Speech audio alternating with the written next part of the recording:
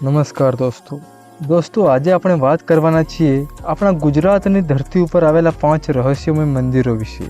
દોસ્તો આપણા ગુજરાતમાં કે જ્યાં આગળ દ્વારકા અને સોમનાથ જેવા વિશાળ મંદિરો છે, તો ત્યાં જ કેટલાક રહસ્યમય અને પ્રાચીન મંદિરો પણ છે કે જેમનું રહસ્ય વિજ્ઞાન પણ ઉકેલી શકતું નથી। મિત્રો, વિડીયો ચાલુ કરતા પહેલા મારી તમને વિનંતી છે કે વિડીયો અંત સુધી દેખજો, જેથી તમને પૂરતી જાણકારી મળે, અને સાથે સાથે વિડીયોને લાઇક કરી ચેનલને સબસ્ક્રાઇબ કરી લેજો, કારણ કે તમારી એક લાઇક અમને ખૂબ જ આનંદ આપે છે।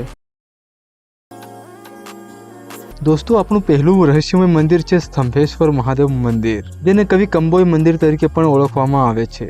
આ એક અનોખું ભગવાન શંકરનું મંદિર છે, જે આપણા ગુજરાતના ભરૂચ જિલ્લાના જંબુસર તાલુકાના કવિ કંબોઈ ગામમાં સ્થિત છે। દોસ્તો, અરબી સમુદ્ર અને માહી નદીના સંગમ પર બનેલું આ મંદિર ભરતી વખતે સંપૂર્ણપણે ડૂબી જાય છે। ભક્તો આને ભગવાન શિવનો જળ અભિષેક માને છે।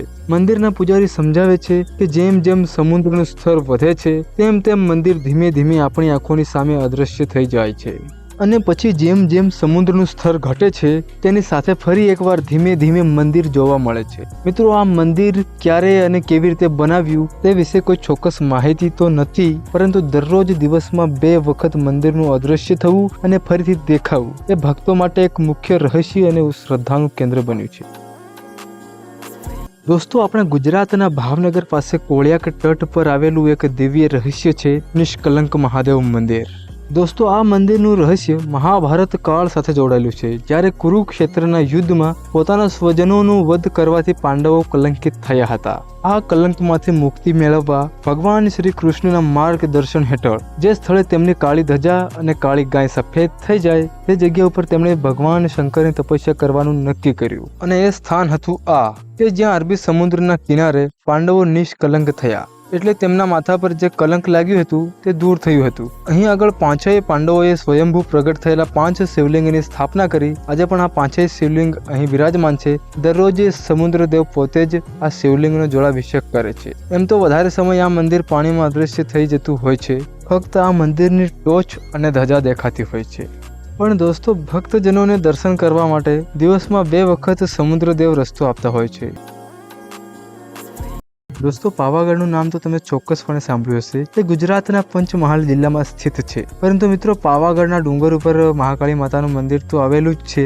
આમ તો પાવાગઢનો ઇતિહાસ ખૂબ જ જૂનો અને પ્રાચીન છે, પણ આનું મુખ્ય રહસ્ય અહીંની મુખ્ય મૂર્તિમાં છુપાયેલું છે। દોસ્તો, આ મંદિરમાં મૂર્તિનું મુખ દક્ષિણ દિશા તરફ છે, જે સામાન્ય રીતે મંદિરોમાં નથી હોતું। આ તેનું મુખ્ય અને સૌથી મોટું રહસ્ય છે, કારણ કે દક્ષિણ દિશા કાળ અને મૃત્યુની દિશા માનવામાં આવે છે। અને બીજું રહસ્ય એ છે કે મંદિરમાં માતાજીની આખી મૂર્તિ નથી, પરંતુ માત્ર મુખની જ પૂજા થાય છે, જે અત્યંત તેજસ્વી અને પ્રભાવશાળી છે। આ શક્તિપીઠ 51 શક્તિપીઠોમાંનું એક છે, જ્યાં માતા સતીનો જમણા પગનો અંગૂઠો પડ્યો હતો। આ કારણે આ સ્થાન અત્યંત જીવંત અને ચમત્કારિક મનાય છે।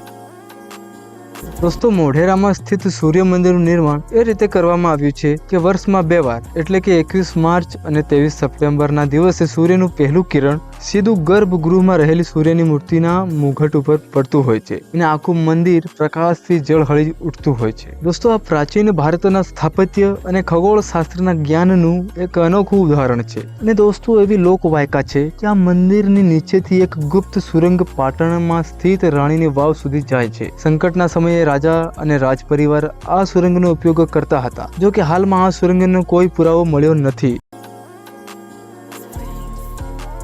દોસ્તો, આ મંદિરમાં 1 ઓગસ્ટ 1966 થી આજ દિવસ સુધી સતત શ્રીરામ જય રામ જય જય રામની જાપ ચાલી રહી છે। મિત્રો, 24 કલાક એટલે કે થોડી વાર પણ રોક્યા વગર ચાલી રહેલા આ રામ જાપને કારણે આ મંદિરને ગિનીઝ બુક ઓફ વર્લ્ડ રેકોર્ડ્સમાં સ્થાન મળેલું છે। અને મુખ્ય વાત તો એ છે કે ભૂકંપ, વાવાઝોડું કે પછી કોઈ કુદરતી આફત હોય કે પછી કોરોના જેવી મહામારી હોય, પણ આ જાપ અટક્યો નથી। ભક્તોનું માનવું છે કે આ અખંડ ધૂન શહેર અને ભક્તોનું રક્ષણ કરે છે। મિત્રો, આ અખંડ જાપની શરૂઆત સંત શ્રી પ્રેમ ભિક્ષુકજી મહારાજે વિશ્વ શાંતિના ઉદ્દેશ્યથી કરી હતી। મિત્રો, જો 5 મંદિરોમાંના કોઈ પણ મંદિર તમારી આજુબાજુ હોય તો કોમેન્ટમાં જરૂરથી લખજો, અને ખાસ વાત કે વિડીયોને લાઇક કરી દેજો અને ચેનલને સબસ્ક્રાઇબ કરી દેજો।